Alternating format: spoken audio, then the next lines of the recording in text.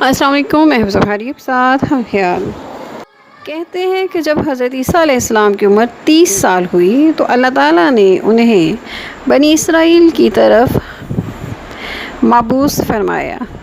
ان کو ایک مقام رفیق عقبہ پر جو بیت المقدس کی ایک گھاٹی کا نام ہے ابلیس سے ملعون ملا اور کہنے لگا، اے عیسیٰ، آپ ہیں جو عظیم قدرت کے تحت بغیر باپ کے پیدا ہوئے۔ حضرت عیسیٰ علیہ السلام نے جواب دیا کہ اے شیطان، بزرگی یہ نہیں ہے کہ اللہ نے مجھے بغیر باپ کے پیدا فرمایا ہے، بلکہ بزرگی یہ ہے کہ اس نے آدم اور حوا کو ماں باپ کے بغیر خلق فرمایا ہے۔ ابلیس نے پھر کوشش کی، کہنے لگا، اے عیسیٰ علیہ السلام، آپ ہی ہیں جو عظیم قدرت و بزرگی کے تحت ماں کی گود میں بولے تھے۔ عیسیٰ علیہ السلام نے فرمایا، بزرگی و عظمت یہ ہے کہ اس نے مجھے تکلم و نطق پر قدرت دی ہے۔ اگر وہ چاہتا تو میں نہیں بول سکتا تھا، میں اللہ کے حکم اور اس کے ارادے سے بولا۔ ابلیس نے پھر کہا، اے عیسیٰ، آپ ہیں جو اپنی عظیم قدرت اور ربوبیت کے تحت یہ طاقت رکھتے ہیں کہ مٹی سے پرندے بناتے ہیں اور پھر ان میں پھونک مارتے ہیں اور وہ واقعی پرندہ بن جاتا ہے۔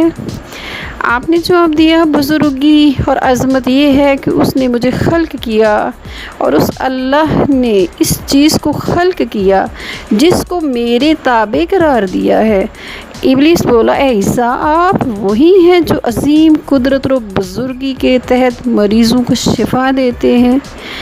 عیسیٰ علیہ السلام نے کہا، عظمت و بزرگی اس کے لیے ہے جس کے حکم سے میں ان مریضوں کو شفا دیتا ہوں، اور وہ جب چاہتا ہے مجھے مریض کر دیتا ہے، مجھے بیمار کر دیتا ہے۔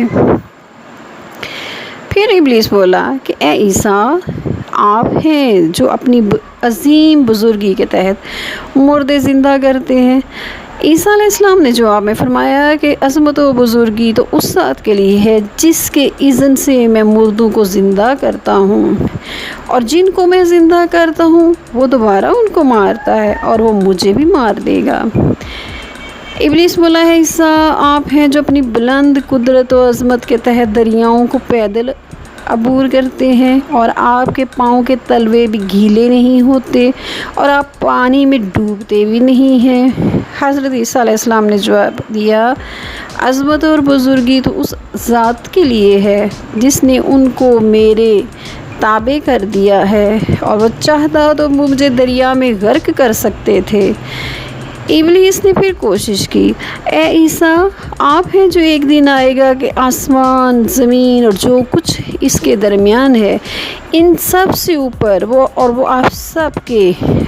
سب آپ کے قدموں کے نیچے ہوں گے، اور آپ ان سب اموری تدبیر کرتے ہیں، اور ان سب میں آپ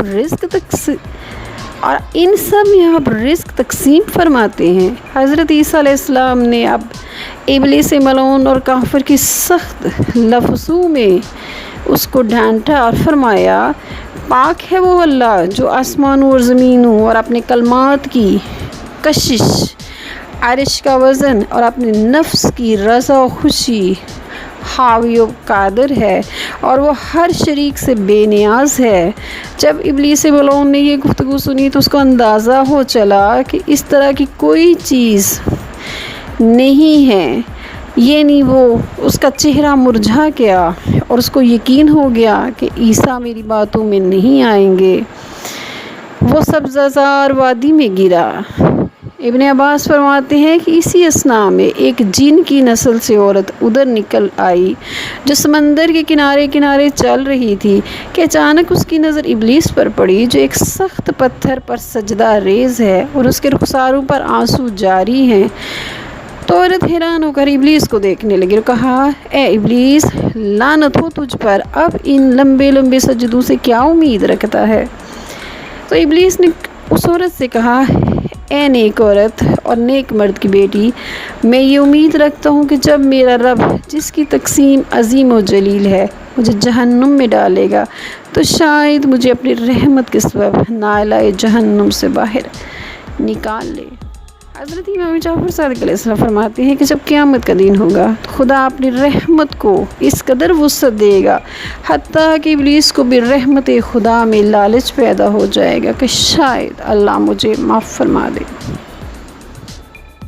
وما علینا الا البلاغ المبین۔ والسلام علیکم ورحمۃ اللہ وبرکاتہ۔